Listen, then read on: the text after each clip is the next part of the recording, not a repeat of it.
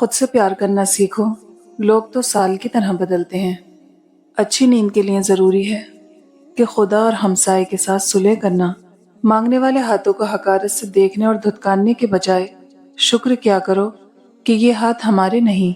किसी को बेबस करना और उसकी बेबसी का तमाशा देखना एक आला दर्जे का घटिया तरीन काम है।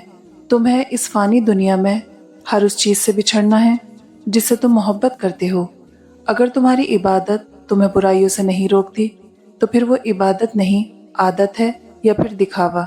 जो रिश्तेदार अचानक आपके दुश्मन बन जाते हैं, दरअसल वो शुरू से ही आपसे नफरत करते हैं, लेकिन वो अदाकारी और मुनाफिकत में महारत रखते हैं।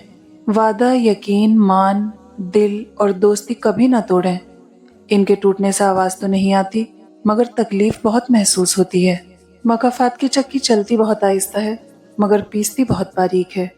मुसीबत के वक्त गैर मौजूदगी किसी भी रिश्ते के तकद्दुस को खत्म कर देती है, चाहे वो कितना ही मजबूत क्यों ना हो। समझदार शख्स जब रिश्ते निभाने बंद कर दे तो समझ लेना कि उसकी इज्जत नफ्स को ठेस पहुंची है।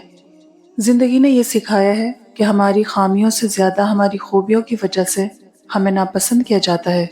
इससे फर्क नहीं पड़ता कि आप कितने कीमती हैं, कितने काबिल हैं और कितने अहम हैं। अगर आप नाकदरों के हाथ लगे हुए हैं तो आप बेकार हैं।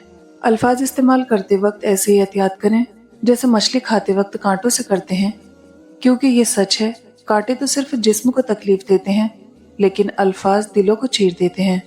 सब्र का इम्तिहान जारी है। इंशाअल्लाह एक वक्त आएगा जब मेरा अल्लाह कहेगा, उठ बंदे, आंसू साफ कर, अब तेरी बारी है। अगर कोई इंसान आपको समझ ही नहीं सकता तो आप उसके साथ नहीं, उसकी कैद में हैं।